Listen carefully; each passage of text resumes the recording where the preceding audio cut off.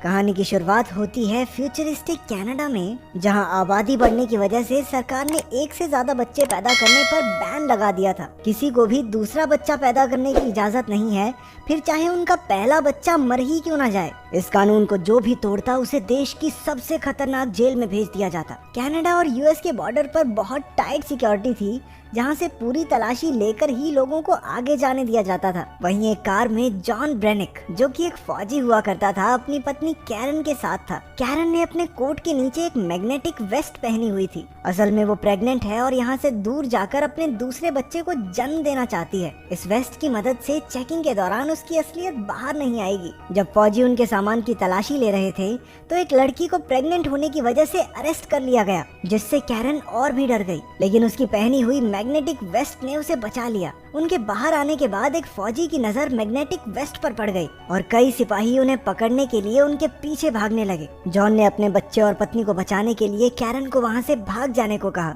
जबकि वो वहीं रुककर सैनिकों को रोके रखेगा। इसके बाद जॉन को बंदी बनाकर बाकी कैदियों के साथ एक जेल में ले जाया जा रहा था, जिसका नाम है फोर्ट्रेस। यह देश की सबसे हाई टेक्नोलॉजी वाली जेल है, जिसे एक रेगिस्तान के बीचों बीच बनाया गया था। वहाँ से किसी का बच निकलना नामुमकिन था। जब कैदी अंदर पहुंचे तो गार्ड्स ने उन्हें पूरी तरह नंगा करके उनकी चेकिंग की। इसके बाद सभी कैदियों को एक कमरे में ले जाकर उनके पेट में हाईटेक ट्रैकर डाल दिया गया। अगर कोई भी कैदी जेल के नियमों को तोड़ेगा तो ये सिस्टम एक्टिवेट होकर उसका पेट फाड़ देगा। डायरेक्टर पो ने सबसे कहा कि अगर कोई भी कैदी येलो लाइन से बाहर जाएगा तो उसके पेट में जोरदार दर्द होने लगेगा और रेड लाइन को पार करते ही कैदी की मौत हो जाएगी। एक कैदी घबराकर गलती से येलो लाइन के पार चला गया और अचानक पेट में तेज दर्द की वजह से नीचे गिर पड़ा। उसे कुछ समझ नहीं आ रहा था तो उसने गलती से रेड लाइन भी क्रॉस कर दी। उसी समय उसका पेट तेजी से फूलने लगा और कुछ ही पलों में धमाके से फट गया। इसके बाद सभी कैदी लिफ्ट से अंडरग्राउंड जेल में पहुंचे,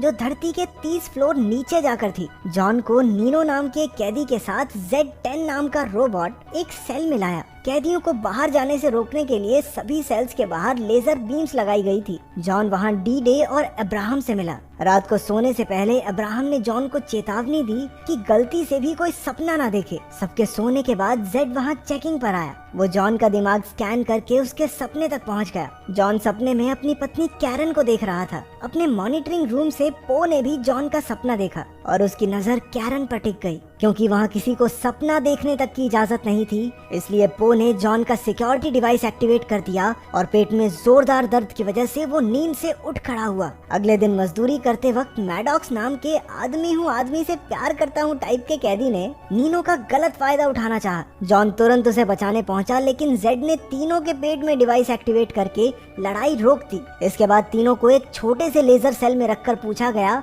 कि आखिर शुरुआत किसने की। नीनो मैडॉक्स से बहुत डरता था, इसलिए चुप रहा। अपने दोस्त को बचाने के लिए जॉन ने लड़ाई का इल्जाम अपने सर ले लिया। इसके बाद जॉन को पो के ऑफिस में ले जाया गया, जहां वो कैरन को नहाते हुए देख रहा था। पता चलता है कि कैरन को भी पकड़कर जेल में डाल दिया गया था। पो ने जॉन और कैरन को बेरहमी से टॉर्चर करना शुरू कर दिया और दोनों दर्द में कराहने लगे। बाद में अब्राहम ने बताया कि फ्लोर ए और बी में सभी औरतें हैं और कैरन भी वहीं होगी। उधर कैरन जेल में दूसरी प्रेग्नेंट लड़की के साथ थी। जैसे ही उसे पेट में दर्द हुआ, गार्ड्स उसे जबरदस्ती पकड़कर ले गए। वहाँ हर एक औरत प्रेग्नेंट थी। कैरन को एहसास हुआ कि नए जन्मे बच्चों के साथ जरूर कुछ न कुछ किया जा रहा है। उधर आदमियों की जेल में मैडॉक्स ने जॉन पर हमला कर दिया। दोनों में जबरदस्त लड़ाई शुरू हो गई। कैरन अपने फ्लोर से जॉन को देखकर हैरान रह गई। मुकाबला टक्कर का चल रहा था, लेकिन अचानक से जॉन ने मैडॉक्स को ऊंचाई से नीचे धकेल दिया। मैडॉक्स ने किसी तरह किनारे को पकड़कर अपनी जान बचाई। वो ने ऑफिस से जॉन को ऑर्डर दिया कि मैडॉक्स को खत्म कर दे, लेकिन जॉन ने उसकी बात ना मानते हुए मैडॉक्स की जान बचा ली। गुस्से में पो ने मैडॉक्स के पेट में लगे डिवाइस को एक्टिवेट कर दिया, जिससे उसका पेट धमाके से फट गया। इससे पहले कि गार्ड्स उसे पकड़कर ले जाते, जॉन ने बड़ी चालाकी से मैडॉक्स का सिक्योरिटी डिवाइस नीनो को दे दिया। इसके बाद कैरन को एक कमरे में लाया गया, जहाँ जॉन एक बहुत बड़ी गोल मशीन पर बंधा हुआ था। इस कमरे का नाम है माइंड वाइप चेम्बर। वो ने कैरन को जॉन को समझाने के लिए भेजा। भेजा था, लेकिन कुछ ही देर बाद गार्ड्स उसे खींचकर बाहर ले गए। अब मशीन जोर जोर से घूमने लगी, जिससे जॉन के दिमाग में गड़बड़ी शुरू हो गई। ये पो का ऑर्डर न मानने की सजा थी। जॉन के दिमाग में उसकी ट्रेनिंग के दिनों और शादी की पुरानी यादें घूमने लगी। 3 दिन बाद पो ने कैरन को अपने ऑफिस में बुलाया। वो समझ नहीं पा रहा था कि आखिर जॉन 3 दिन से उस मशीन पर कैसे टिका हुआ है, जबकि ज्यादातर लोग तो 1 घंटे में ही मर जाते हैं। पो ने कैरन से कहा कि अगर वो जॉन को तलाक देकर उसकी हो जाए तो वो जॉन और उसके होने वाले बच्चे दोनों को रिहा कर देगा। अपने पति और होने वाले बच्चे के बारे में सोचकर वो ना चाहते हुए भी राजी हो गई। जब जॉन अपने सेल में पहुंचा तो वो एक जिंदा लाश बन चुका था। वो किसी से कोई बात नहीं करता था, यूं ही गुमसुम सा पड़ा रहता, यहाँ तक कि उसे किसी भी तरह का कोई भी दर्द महसूस होना बंद हो गया। कैरन अब पो के साथ रहने लगी थी। एक रात उसने देखा कि पो एक कुर्सी पर कई सारी तारें अपने शरीर से जोड़कर बैठा है। पता चलता है कि पो को मॉडिफाई करके एक एडवांस ह्यूमन बनाया गया था। उसे ना तो कुछ खाने पीने की जरूरत है और ना ही सोने की, बस महीने में एक बार ये तारें जोड़कर एमिनो एसिड्स लेना ही उसकी खुराक है। जेल में पैदा होने वाले बच्चों के साथ भी यही किया जाता है। बहुत से ऑपरेशंस करके उन बच्चों को एडवांस ह्यूमंस बना दिया जाता है ताकि एक दिन पूरी धरती आम इंसानों और भूख प्यास से आजाद हो जाए। ये सुनते ही कैरन के होश उड़ गए। अब 4 महीने हो चुके थे, लेकिन जॉन की हालत में कोई सुधार नहीं था। अब्राहम ने उसे बताया कि कैरन का पेट बढ़ने लगा है और जल्द ही उनका बच्चा इस दुनिया में आ जाएगा। जॉन ने कोई हरकत नहीं की, लेकिन उसकी आंख से एक आंसू टपक पड़ा। उस रात कैरन ने पो को रिझाकर उसे खूब शराब पिलाई और बेहोश कर दिया। फिर वो कंट्रोल पैनल के जरिए जॉन के सपने में पहुंची, जहां बचपन में जॉन एक गड्ढे में फंसा हुआ था। कैरन ने सपने में जॉन को गड्ढे से बाहर निकाल दिया, जिससे असलियत में जॉन को होश आ गया। उसके साथ ही उसे ठीक देखकर बेहद खुश हुए। जॉन ने कैरन के साथ जेल से भागने के लिए अब्राहम की मदद मांगी। अब्राहम जॉन के लिए जोखिम उठाने को तैयार हो गया। जॉन के ठीक होने की खबर सुनकर कैरन बहुत खुश हुई। बाद में नीनो ने जॉन को वो सिक्योरिटी डिवाइस दिया